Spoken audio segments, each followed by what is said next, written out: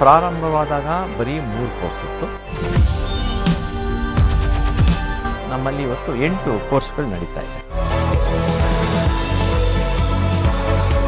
ಯಾವ್ಯಾವ courses available ಇದೆ ಇವಾಗ? ಆಧುನಿಕತೆಗೆ ತಕ್ಕಂತೆ ಬೇಕಾಗಿರ್ತಕ್ಕಂಥ ಎಲ್ಲ ಪ್ರೋಗ್ರಾಮ್ಸು ಇದೆ.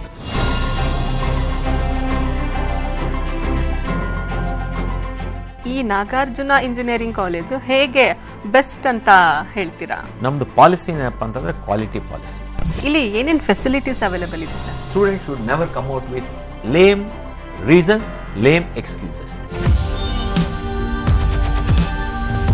ಈ ಕಾಲೇಜಿನ ಒಂದು ಸ್ಪೆಷಾಲಿಟಿ ಅಂತ ಹೇಳೋದಾದ್ರೆ ಏನು?